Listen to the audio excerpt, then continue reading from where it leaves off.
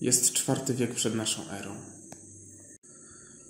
Indie nie są jednym państwem, ale zbieraniną królestw, walczących, zwaśnionych, podzielonych i rywalizujących pomiędzy sobą.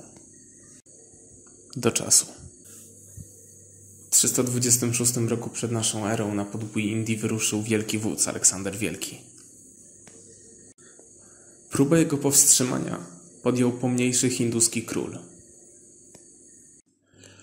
Do starcia między nimi doszło nad rzeką Hydaspes. Zapamiętano je jako jedną z największych bitew w starożytnej historii. Zobaczycie schematy pola walki i poznacie historię niezwykłych wojowników. A ja przetestuję ich broń. I opowiem wam historię bitwy nad rzeką Hydaspes. Zapraszam serdecznie.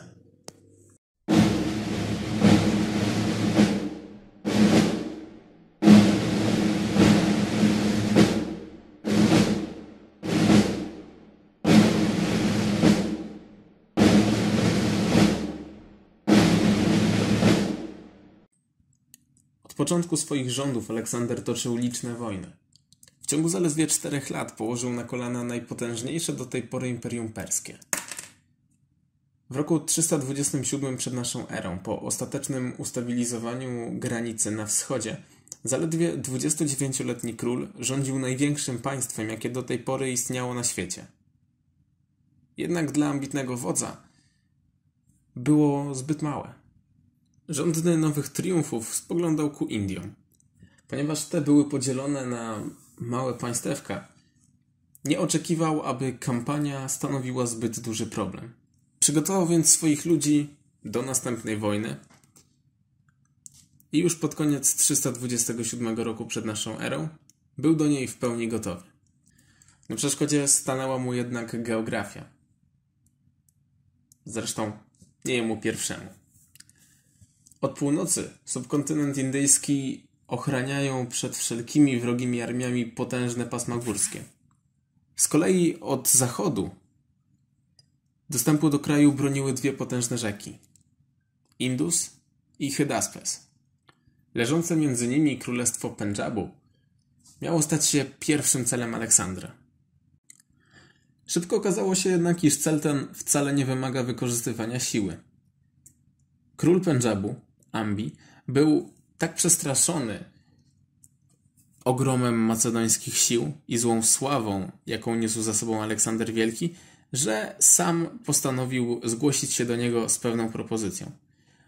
Zaoferował Aleksandrowi poddanie się, w zamian za co ten miał zachować jego miasto, kraj i ludzi w spokoju i po prostu przejść sobie dalej, ewentualnie zajmując Pendżab. Aleksander był tak zdumiony i pozytywnie zaskoczony rozwojem sytuacji, że w nagrodę mianował nawet Ambiego zarządcą swojego nowego terytorium. Czyli teoretycznie pod macedońskim zarządzeniem, ale w praktyce gość zachował nawet tron. Kolejnym celem najeźdźców stało się królestwo Pourawa.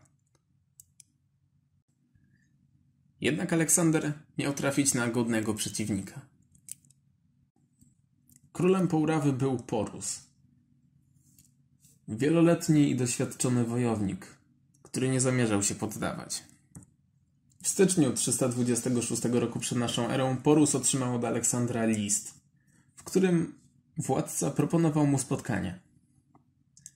Aleksander, liczący, że władca Pourawy będzie równie przyjazny i inteligentny jak władca Pendżabu, postanowił zaproponować Porusowi poddanie się i okup w zamian za zachowanie życia. Według podań Porus odpisał Aleksandrowi. List ten miał liczyć jednak jedynie 6 słów. Spotkamy się, ale na polu walki. W odpowiedzi na prowokację Aleksander zebrał 32-tysięczną armię. W jej skład wchodziło 23 000 piechurów i 9 000 jazdy. Na czele tych wojsk postanowił rzucić imperium Porusa na kolana. Jednak oprócz odwagi i upartego charakteru, sam indyjski władca także dysponował sporym militarnym potencjałem. Wojska Pourawy liczyły 1000 łuczników, 300 rydwanów, 34 000 piechoty, 4000 jazdy oraz coś, z czym Aleksander na tę skalę jeszcze nigdy się nie spotkał. 200 wyszkolonych słoni bojowych. Zapewne nieraz mieliście okazję oglądać w zoo słonia indyjskiego i zakładam, że wiecie, jak duże i potężne jest to zwierzę. Hindusi szkolili je do walki. Słonie te potrafiły przy użyciu swojej masy, siły i wściekłości taranować i rozwalać nawet najlepiej zorganizowane szyki wroga. Dodatkowo słoń na grzbiecie niósł kosz, a w nim oprócz, nazwijmy to, kierowcy, siedziało także 2 lub 3 łuczników albo miotaczy oszczepów. Dodatkowo boków każdego słonia pilnowało 12 pieszych. To był antyczny odpowiednik czołgu. Ale Aleksander miał już na to gotową strategię. W armii Aleksandra służyło kilka tysięcy lekkich konnych łuczników wywodzących się z obszaru dzisiejszego Afganistanu. I byli to standardowi koczownicy, jeżdżący na koniach i wyposażeni w bardzo niebezpieczną broń, jaką był łuk refleksyjny. Broń ta była niezwykle celna w rękach doświadczonego strzelca, z uwagi na to, że łuk ten ma stosunkowo małe rozmiary i lekko się go naciąga. Można było strzelać z niego z grzbietu pędzącego konia. Konni łucznicy sprawdzali się perfekcyjnie w walce z piechotą czy wrogą kawalerią w ciężkim terenie. Jednak czy łuki strzały będą w stanie zdziałać coś przeciwko słoniom indyjskim? Dorosły słoń indyjski waży tyle, co kilka całkiem niezłych samochodów. Dlatego też macedoński łucznik, chcący oddać do niego strzał, musiał liczyć się z tym, że zwierzę to posiada skórę przypominającą pancerz i kilkanaście centymetrów tłuszczu i innych dodatkowych warstw ochronnych. Dopiero pod nimi znajdowały się tkanki mięśni. I co ciekawe, nawet gdyby przebić się przez te kilkanaście centymetrów skóry i tłuszczu, to zadałoby się słoniowi bolesną, ale wciąż powierzchowną ranę. Żeby tak naprawdę dosięgnąć jego organów wewnętrznych, należałoby przestrzelić go na mniej więcej pół metra. Ale kto wie, może od wielu powierzchownych ran zwierzę mogłoby na przykład się wykrwawić albo spanikować i stracić ochotę do walki. Przygotowałem kawał styropianu o grubości, jak możecie zauważyć, 20 cm. 20 cm zbitego, mega twardego styropianu zamiast kilkunastu centymetrów tłuszczu i grubej słoniowej skóry. Sprawdzimy, czy strzała z łuku refleksyjnego sobie poradzi.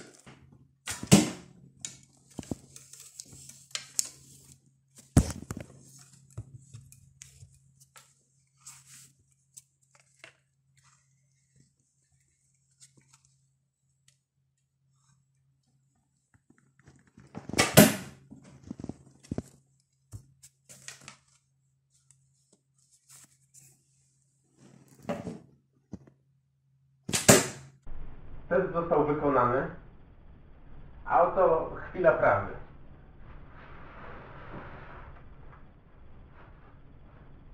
Jak zapewne się domyślacie, nie powala. Żadna ze strzał nie przeszła na wylot. Jednak aby móc w ogóle zetrzeć się z siłami Porusa, wpierw należało przekroczyć rzekę Hydaspes. Co oczywiste, przeprawa była blokowana przez indyjską armię. Przed Aleksandrem stanęło nowe wyzwanie. Jak przekroczyć rzekę, aby mieć równe szanse na walkę z wrogiem, a najlepiej całkowicie utrzymać element zaskoczenia? Wierzcie lub nie, ale na to także znalazł się patent.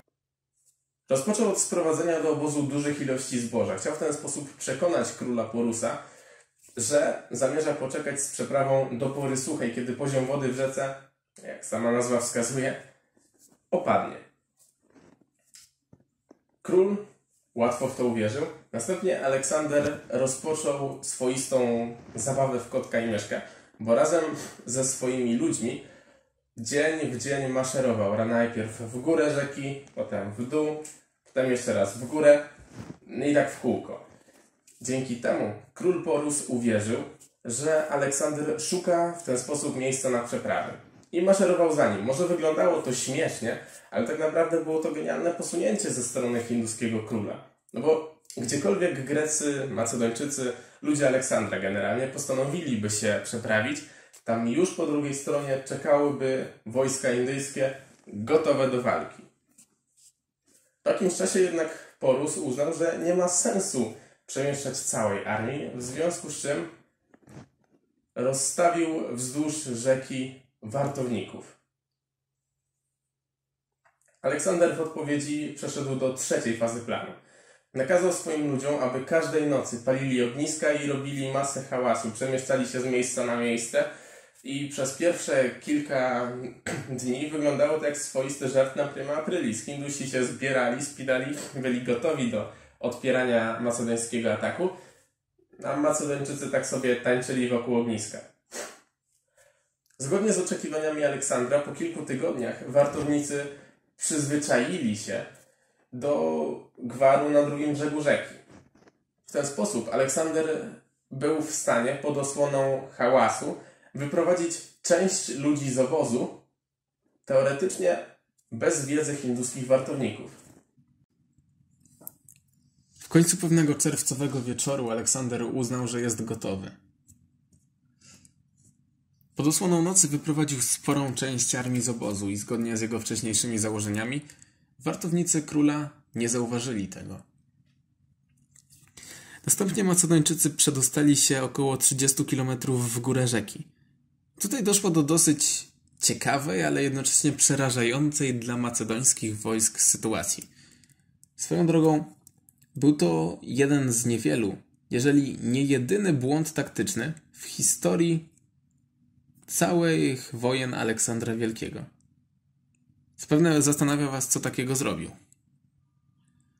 Ano, nie rozpoznał chłop terenu. Hydaspes to rzeka wartka, głęboka i bardzo szeroka. Dlatego któregoś razu Aleksander bardzo ucieszył się, kiedy jego ludzie donieśli mu, że znaleźli przewężenie tejże rzeki.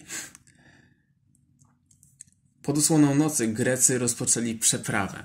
Spora część z nich utonęło, łodzie z prowiantem i zapasami zostały porwane przez nurt i po kilku godzinach Grecy w końcu dotarli na brzeg, zmęczeni, padnięci, usiedli na lądzie, zaczęli cieszyć się z tego, że dotarli na drugi brzeg, po czym ktoś doniósł Aleksandrowi, że są na wyspie na środku rzeki. Ano. Nie był to jednak wcale jedyny zawód tej nocy, ponieważ za tym, co miało być drugim brzegiem, a okazało się sporą wyspą, znajdowała się też druga, mniejsza wyspa i dopiero za nią drugi brzeg rzeki. Finalnie przeprawa była znacznie trudniejsza niż oczekiwał tego Aleksander, ale jego ludzie i tak dali radę w ciągu jednej nocy pokonać Hydaspes. Tam już jednak zostali zauważeni przez hinduskich zwiadowców i ci pognali do króla Porusa, aby powiadomić go o sytuacji. Ten był zdezorientowany. W końcu otrzymał wieści, że główne siły greckie przeszły przez rzekę. Tylko że on dalej widział te główne siły w obozie. Nie wiedział, co zrobić, ponieważ nie był pewien, nie był w stanie ustalić, w której z tych grup znajduje się Aleksander. Gdyby po prostu pognał, żeby zaatakować Greków, którzy przeszli rzekę, główne siły, wciąż czekające w obozie, mogłyby go zaatakować od tyłu. Tylko czy w obozie były główne siły? No właśnie. Porus postanowił wyjść z tego obronną ręką, robiąc to, czego nie powinno się teoretycznie robić, ale on nie miał wyjścia. Podzielił swoją armię. 4000 piechoty i 500 łuczników pozostało na brzegu rzeki. Były to siły wystarczające do tego, aby powstrzymać ewentualny szturm kilkunastu tysięcy Greków. Następnie Porus wysłał na północ w celu starcia się z Grekami niewielki oddział. Liczył 200 z 300 rydwanów oraz 2 z 4000 kawalerii. Na czele owego oddziału Porus postawił swojego syna, który, no i tutaj będzie takie trochę pogmatwanie historii, także na imię miał Porus. Niestety dla młodego Porusa na rozległej równinie został bardzo szybko zauważony przez zwiadowców Aleksandra. Macedoński król błyskawicznie przeorganizował swoje siły. Najpierw rzucił na hinduskie rydwany swoją lekką kawalerię. Szybcy i zwrotni jeźdźcy, uzbrojeni w łuki, bardzo celnie i skutecznie ostrzelali indyjskie rydwany, zmuszając je do odwrotu. Następnie Aleksander wysłał tę samą kawalerię, aby nękała ciężką jazdę indyjską. Hindusi z Pourawy do tej pory nigdy nie spotkali koczowniczych konnych wojowników, dlatego nie byli przyzwyczajeni do ludzi, którzy jednocześnie jadą konno i strzelają do nich z łuku. Dało to Grekom gigantyczną przewagę. Hindusi złamali szyk i byli zdezorientowani i właśnie wtedy na ich flankę Aleksander Wielki osobiście poprowadził szarżę macedońskiej ciężkiej jazdy.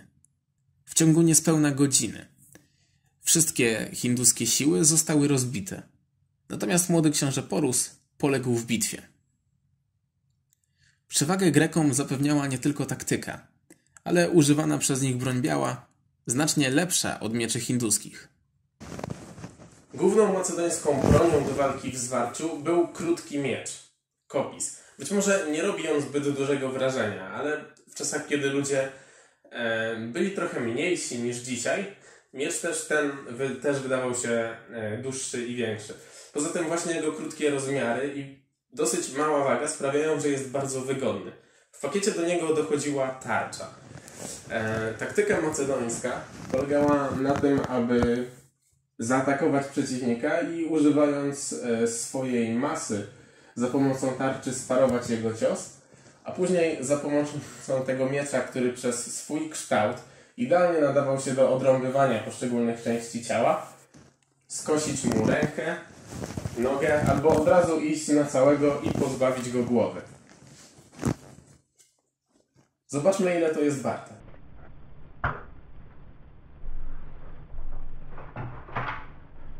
Zdecydowałem się na wykonanie następującego testu. Ten gość za chwilę zostanie potraktowany przeze mnie grecko-macedońskim mieczem kopis i zobaczymy, co z tego wyniknie.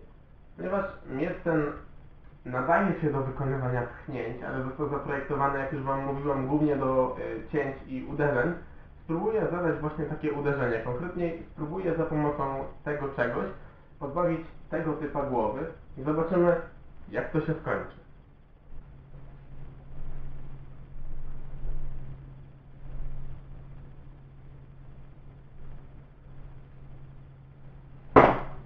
Raczej nie muszę mówić, że tego typu cios pozbawiający głowy jest śmiertelny, a na wszelki wypadek powiem, że gość nie żyje. Nie żyłby, no bo to dalej kawałek kartonu, nie? Na wieść o śmierci syna załamany i rozwścieczony król Porus ruszył na północ z odsieczą. Wiedział, że główną siłę jego armii stanowią rydwany oraz słonie bojowe. Dlatego, aby móc w pełni je wykorzystać, zatrzymał się na pierwszym napotkanym przez siebie względnie twardym i równym terenie. Aleksander nie śpieszył się. Maszerując wzdłuż rzeki, zdołał uzupełnić nawet swoje siły. Łącznie miał teraz 16 000 piechoty oraz 8 000 jazdy. Po dotarciu na miejsce Aleksander dokładnie zbadał szyk swojego przeciwnika. W pierwszej linii szło 200 słoni bojowych. Wśród nich, na grzbiecie jednego z nich, siedział także dowodzący całą armią król Porus. Z tyłu znajdowało się 30 000 piechurów, a każdą z flanek chroniło po 1000 jeźdźców. Aleksander, mający blisko o połowę mniej piechoty i nie posiadający skutecznego narzędzia zdolnego zniszczyć szyk słoni bojowych, wiedział, że kluczem do sukcesu jest pozbycie się kawalerii wroga, otworzenie jego flanek i wyeliminowanie go przy użyciu szybkich manewrów. Bardzo szybko przystąpił do akcji. Aleksander wysłał na lewą flankę wroga 2000 jazdy. Ponieważ Porus miał tam jedynie 1000 żołnierzy, Chcąc wyrównać szanse, nakazał wysłać tam drugie 1000 do tej pory osłaniających prawe skrzydło. Aleksander tylko na to czekał. Gdy lekka jazda nękała hinduską ciągłymi ostrzałami łuczniczymi, 2 z 4000 ciężkiej kawalerii macedońskiej upozorowało atak na to samo skrzydło. Widząc to, Porus uznał, że Aleksander próbuje okrążyć jego armię, a wiedział, że na to nie może sobie pozwolić. Dlatego, chcąc maksymalnie mu to utrudnić, nakazał swojej kawalerii wysunąć się przed linię reszty wojsk, w ten sposób wydłużając przestrzeń, jaką musieliby zająć Macedończycy. Plan był genialny, jednak bitwa nad Hydaspes przypominała partię szachów, którą Aleksander doskonale rozgrywał. Przewidział ten ruch wroga. Dokładnie do tego chciał go sprowokować. W ostatniej chwili macedońska jazda ostro skręciła i zamiast okrążać kawalerię hinduską, uderzyła w nią i skutecznie odcięła w ten sposób od reszty armii. Krótko później cała hinduska jazda została okrążona i wybita. Następnie Aleksander przeszedł do ataku, rzucając do walki wszystkie siły. Ciężka kawaleria atakowała piechotę od skrzydeł, która była pozbawiona osłony. Z kolei na tyły Hindusów błyskawicznie przemieściła się macedońska lekka jazda i konni łucznicy skutecznie powstrzymywali wojska Porusa przed ewentualnym odwrotem. Chcąc ratować resztki swoich sił, Porus wysłał do walki na tyłach 500 łuczników. Jednak czy byli oni w stanie powstrzymać macedońską kawalerię? Hindusi używali długich bambusowych łuków, które wyglądem bardzo przypominały te, jakie nosił słynny Robin Hood. Indyjski łuk jest na tyle długi i niewygodny, że Hindusi wymyślili na niego patent. Mianowicie strzelając z łuku przyklękali, przytrzymywali tą część łuku stopą, wychylali się i oddawali strzał. Celność na pewno była mniejsza niż w przypadku łuków macedońskich. Natomiast zasięg był 5-krotnie większy. A jak z siłą rażenia? Za moment do znajdującej się za mną ludzkiej figury, klasycznie wyciętej z kawałka kartonu, oddam 2 strzały z indyjskiego łuku, używając do tego tych strzał. Sprawimy, jakie obrażenia była w stanie zadać ta broń.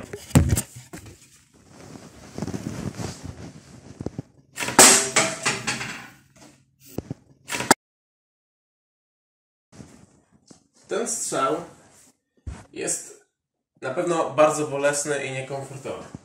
Możemy zauważyć, strzała wbiła się na dosyć głęboką odległość, około 10 cm. Jest to postrzał śmiertelny, chyba że jakimś cudem osoba ta otrzyma ratunek medyczny. Wtedy trafiona w to miejsce ma szansę przeżyć. Jednak umówmy się, podczas antycznych bitew nikt raczej nie udzielał pomocy medycznej, nie było wtedy sanitariuszy czy ekip z Czerwonym Krzyżem na hełmach, więc ten postrzał dla tego gościa byłby śmiertelny. Co natomiast tyczy się tego trafienia, które swoją drogą wbiło się jeszcze głębiej, zapewne domyślacie się, że rana taka wywołuje śmierć na miejscu. Jednak ponieważ podczas bitwy nad rzeką Hydaspes teren był wyjątkowo bagnisty, to hinduscy łucznicy nie mieli jak wygodnie oprzeć łuków, wskutek czego byli bezużyteczni i bardzo szybko zostali zmasakrowani przez macedońską jazdę. Jednocześnie hinduskie słonie bojowe zostały śmiało zaatakowane przez piechotę. Porus od razu wysłał je do walki. Początkowo słonie przełamały nawet macedoński szyk i mimo początkowych problemów pojawiły się bardzo duże szanse na to, że ta bitwa będzie klęską Aleksandra Wielkiego i wielkim zwycięstwem Porusa. Jednak po pewnym czasie Macedończycy znaleźli słaby punkt słoni bojowych. Były to nieosłonięte oczy. W efekcie bardzo duża część słoni została oślepiona macedońskimi włóczniami i oszczepami. Pozostałe przestraszyły się i zaczęły uciekać w panice, tratując nie tylko Macedończyków, ale także swoich ludzi. Część słoni wpadło na kawalerię Aleksandra Wielkiego, część wciąż walczyło, a część padło. W efekcie w ciągu zaledwie kilkudziesięciu minut całe pole bitwy nad rzeką Hydaspes, do tej pory przypominające partię szachową, zmieniło się w straszliwą jatkę i chaos, nad którym nie panował nawet wielki wódz Aleksander. Bitwa trwała przez kolejne 5 godzin. Łącznie nad rzeką Hydaspes obie strony walczyły przez ponad 7. I choć bitwa w wielu momentach wydawała się być wyrównana, to na koniec dnia niekwestionowanym triumfatorem był właśnie Aleksander. Uwagę młodego króla przykuło niezwykłe męstwo króla Porusa. Ten, pomimo iż zdawał sobie sprawę z całkowitej klęski swojej armii, nie zamierzał się ratować. Dalej walczył i to bardzo skutecznie. Zabijał najlepszych ludzi Aleksandra Wielkiego, wychodząc z założenia, że zginie sobie tutaj, na polu walki. Nieoczekiwanie Aleksander nakazał wstrzymać bitwę. Obie armie go posłuchały, a wódz zaproponował indyjskiemu królowi spotkanie. Tym razem Porus się zgodził. Według relacji rzymskiego historyka pierwszy przemówił Aleksander, który spytał Porusa: cóż mogę dla ciebie uczynić, waleczny wojowniku? Porus natomiast miał odrzec: nie jestem wojownikiem, lecz królem. Traktuj mnie jak króla, Aleksandrze. Słowa te nie oburzyły macedońskiego króla, ale były kwintesencją wszystkiego, co ten zdążył poczuć do swojego oponenta. Nie chciał zabijać człowieka, do którego czuł tak ogromny szacunek. Dlatego po bitwie doszło do wyjątkowego ewenementu. Aleksander ogłosił Porusa jedynym człowiekiem godnym jego osoby. A umówmy się, jeżeli sam Aleksander Wielki uważa cię za kogoś, komu dorównałeś w zakresie walki, no to naprawdę coś to znaczy. W myśl zawartej pomiędzy obydwoma panami ugody, Porus zmuszony był podporządkować się rozkazom Aleksandra Wielkiego i dostarczać na wezwanie wojska. Jednak Pourawa oficjalnie pozostała niezależnym państwem, jedynie sprzymierzonym z Macedończykami. Natomiast Porus i jego dynastia zachowali w nim pełnię władzy. Było to ostatnie spotkanie wielkich wojowników. Aleksander Wielki próbował kontynuować kampanię, ale mimo wielkich talentów przywódczych nigdy nie zdołał podbić większego kawałka Indii. W końcu zmuszony był powrócić do stolicy swojego imperium w Babilonie, gdzie w 323 roku przed naszą erą zmarł w dość niewyjaśnionych okolicznościach. Jeżeli chcecie je zgłębić, to zachęcam was do obejrzenia odcinka o zagadkowej śmierci Aleksandra Wielkiego. Także z napisami w językach obcych. Porus natomiast zginął w wyniku morderstwa 6 lub 11 lat po bitwie nad rzeką Hydaspes. Zależy, jakiego źródła będziecie szukać.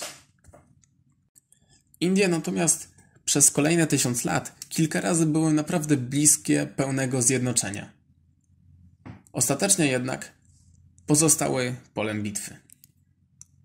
Dziękuję bardzo za obejrzenie dzisiejszego odcinka. Mam wielką nadzieję, że wam się podobał. Jeżeli tak, to bardzo proszę o zostawienie pod tym filmem pozytywnej opinii, komentarza.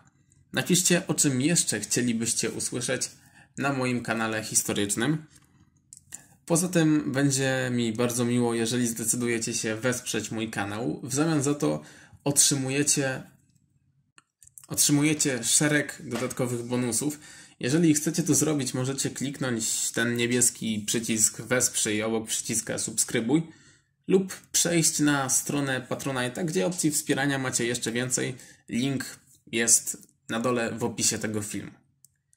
Bardzo dziękuję wam za dzisiejszy odcinek. Do zobaczenia w kolejnym już niedługo i cześć.